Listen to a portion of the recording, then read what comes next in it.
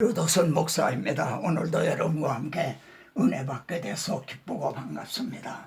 오늘은 하나님의 구원 계획 112번째 시간으로 어느 곳이 쉽겠느냐, 이 말씀은 주님께서 지금 우리들에게 묻고 계시는 말씀입니다.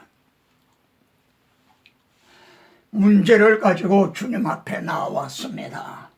바리새인과 율법 교사들이 앉았는데요, 한 중풍병자를 사람들이 대고 와 예수님 앞에 들여놓고자 하였다는 겁니다. 믿음 앞에 장애가 있습니다. 무리 때문에 사람이 많아 들어갈 수 없게 되자 그들은 단념한 것이 아니라 지붕에 올라가 기와를 벗기고 병자를 예수님 앞에 달아내리니 그럽니다. 이럴 경우 예수님은 어떻게 하실 것인가, 이 점을 바리새인들, 서기관들 이들이 주목해 봤을 겁니다. 심지어 어떤 긴장감 같은 것도 돌았을 겁니다. 주님은 의외의 말씀을 하십니다.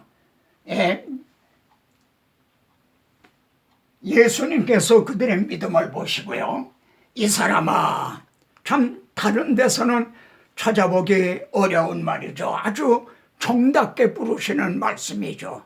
그들의 믿음을 보시고 불쌍히 여기시는 말이죠. 정말 사랑스럽게 말이죠. 이 사람아, 이 사람의 문제가 뭡니까?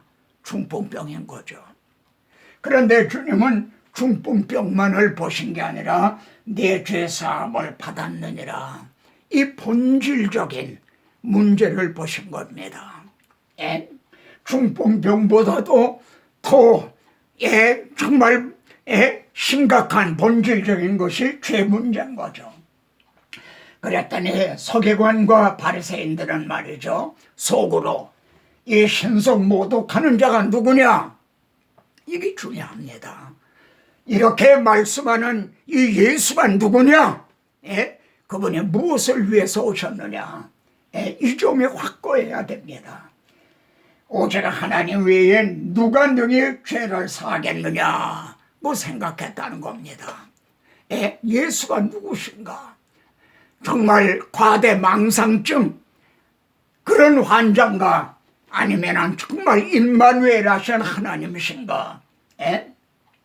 주님은요, 너희 마음에 무슨 생각을 하느냐? 무슨 생각을 했을 것 같습니까? 예수가 저 중풍병자를 고칠 자신이 없으니까 내 죄 사함 받았느니라 시시한 말이나 한다, 그렇게 생각하지는 않았을까요? 오늘날 많은 사람들도 그렇게 생각을 합니다. 형제의 생각은 뭡니까? 내 죄 사함을 받았느니라 하는 말과 일어나 걸어가는 말을 어느 것이 쉽겠느냐? 지금 누구에게 묻고 계시죠? 바리새인과 서기관들입니다. 그러나 이 말씀이 일단 성경에 기록이 돼서 이렇게 증거되는 현장에서는 우리에게 묻고 계시는 겁니다. 특히 설교자들에겐 우리에게 묻고 계십니다.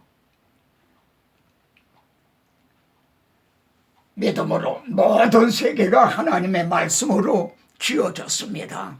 창세기 1장을 보십시오. 하나님이 이르시되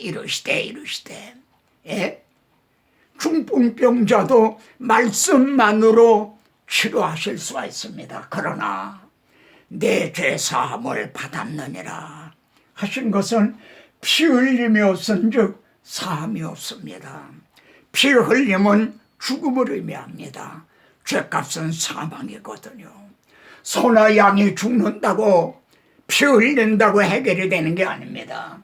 그렇다고 아무 사람이나 죽으면 죽는다고 해결이 되는 게 아닙니다.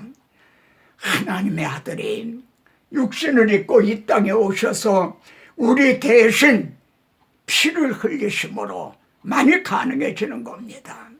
하나님은 하나님의 그 공의가 우리들의 죄를 그냥 사해 주실 수가 없기 때문입니다. 그러나 인자가 땅에서 죄를 사하는 권세가 있는 줄을 너희로 알게 하리라.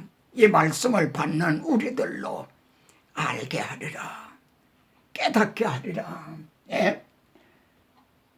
그러면은 주님이 죄를 사하는 권세가 어떻게 해서 있게 되었습니까?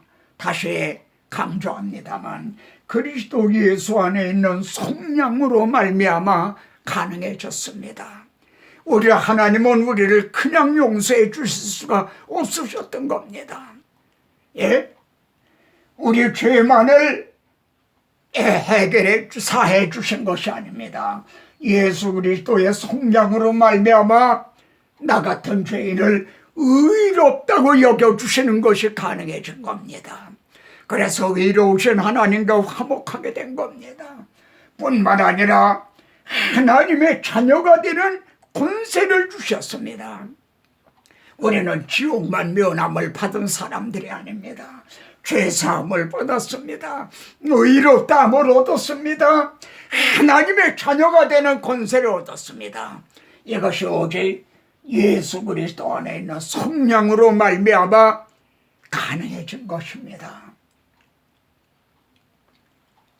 그런 후에 주님은 내가 내게 이르노니 일어나 내 침상을 가지고 집으로 가라. 주님은 우리의 필요를 아십니다. 그 사람이 그들 앞에서요, 서기관 바리새인들 앞에서 곧 일어나 그 누웠던 것을 가지고 하나님 앞에 영광을 돌리며 자기 집으로 돌아갔다는 겁니다. 여러분, 무엇이 판명이 났습니까? 예수 그리스도에게 죄를 사하는 권세가 있다는 것이 판명이 난 거죠. 그분이 하나님의 아들이시라는 임마누엘 하신 성자 하나님이시라는 것이 판명이 난 거죠. 그러면 주님이 대본에 중풍병을 고쳐주시지 않냐고 이렇게 하신 의도가 무엇인가요? 바리새인과 서기관들에게 예수님이 누구신가? 무엇을 위해서 오셨는가? 그것을 계시하시게 깨닫게 하시기 위해서요. 그리고 이 말씀을 받는 우리들에게 예수님이 누구신가? 우리를 위해서 무엇을 해주셨는가를 깨닫게 하기 위해서 이 말씀이 성경에 기록이 된 겁니다. 어느 것이 쉽겠느냐? 우리들에게 물으십니다. 죽은 나사로를 살리신 것과 허물과 죄로 죽었던 심령을 거듭나게 하는 이 복음, 이건 우리를 각성하게 하는 질문입니다. 나사로야 나오라! 그랬더니 죽은 지 나흘이나 되는 나사로가 말이죠. 죽은 자가 수족을 배로 동인 채로 걸어 나왔습니다. 아마 형제가 어느 집회에서 이렇게 했다면 아마 그냥 뒤집어지는 일이 일어났을 겁니다. 그런데 형제가 그 집회에서 복음을 증언해서 허물과 죄로 죽었던 한 심령이 중생을 했다면 이것이 더 천하보다 귀한 것입니다. 나사로는 그 몇 년을 더 살다 죽었는지 모르지만 죽었습니다. 그러나 믿는 자는 영생이 있고 믿는 자는 영생을 가졌고 영원히 죽지 아니하리라 하십니다. 좀 더 말씀을 드려야 되겠습니다. 하나님은 에스겔에게 뼈가 가득한 것을 보여주시면서요, 이 뼈들이 능히 살 수 있겠느냐 그러십니다. 왜 이렇게 물으셨을까요? 내가 내 지혜로운 말로 교회 프로그램으로 인간의 수단 방법으로 살리는 것이 가능하단 말이냐 우리에게 묻고 계시는 겁니다. 그래서 뼈에게 너는 태어나라, 너의 마른 뼈들아 여호와의 말씀을 들을지어다 그랬더니 말입니다. 놀라운 일이 일어났어요. 이 뼈 저 뼈가 들어맞아 뼈들이 서로 연결되더라. 그 뼈에 힘줄이 생기고 살이 오르며 그 위에 가죽이 덮이나 그 속에 생기는 없더라. 묻습니다. 그러면 이 상태는 살아난 겁니까? 아니면 죽은 겁니까? 그 대답이 계시록 3장 1절 4대 교회에 있습니다. 내가 살았다는 이름은 가졌으나 살아난 모양은 있는 거죠. 그러나 그 속에 생기는 없더라. 그러면 실상은 죽은 자인 겁니다. 오늘날에는 이런 심령은 없을 것입니까? 인자야, 너는 생기를 향하여 태어나라. 그래서 생기야, 죽음을 당한 자에게 부르서 살아나게 하라. 예?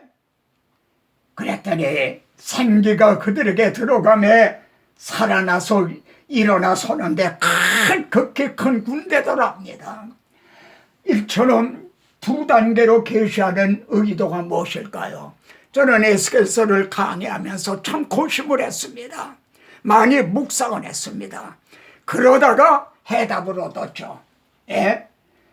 처음에는 뼈들아 하고 태어난 것과 두 번째는 생기야 하고 태어난 겁니다.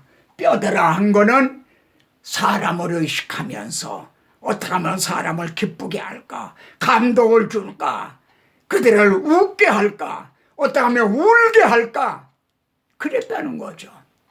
예? 그러나 생기야 하는 거는 성령의 나타나심과 능력으로 하여 성령님이여 제가 복음을 전하겠습니다. 듣는 자에게 믿음을 주시고 거듭나게 해 주십시오. 이렇게 했다는 거죠. 예? 하나님은 교가 어찌 알곡과 같겠느냐 하십니다. 교와 알곡의 차이가 뭡니까? 교 안에는 생명이 없습니다. 예? 여러분, 베드로는 다른 이름을 주심이 없습니다 그럽니다. 오늘날 유행하는 인문학적인 설교, 철학적인 설교, 예?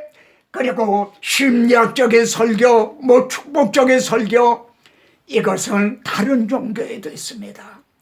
대학교 강의실에도 있습니다. 베스트셀러 책 속에도 얼마든지 있습니다.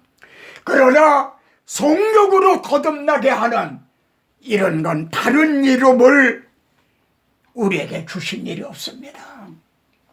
일어나라 깨사도 바울은요, 내가 예수 그리스도와 십자가에 못 박이신 것 외에는 다른 것은 알지 아니하고 작정하였습니다. 왜 이렇게 작정했나요? 너의 믿음이, 이게 중요합니다. 구원에 이르는 믿음은 어떤 믿음인가? 너의 믿음이 사람의 지혜에 있지 아니하고 사람의 지혜로도 교회 프로그램으로도요 사람들을 예배당에 모을 수는 있다는 거죠. 다만 하나님의 능력에 있게 하기 위해서, 그들을 거듭나게 하기 위해서요. 예? 주님의 죽으심으로만이 가능해진 복음을 전하십시다. 예? 여러분, 로이드 존스 목사님을 아시죠? 그분은 유능한 의사였는데 하나님의 부르심을 받아 자기 고향으로 내려가 이제 목회를 시작했습니다. 그런데 어느 날 한 늙은 성도가요, 목사님 설교에는 복음이 없습니다. 얼마나 큰 충격을 받았을까요?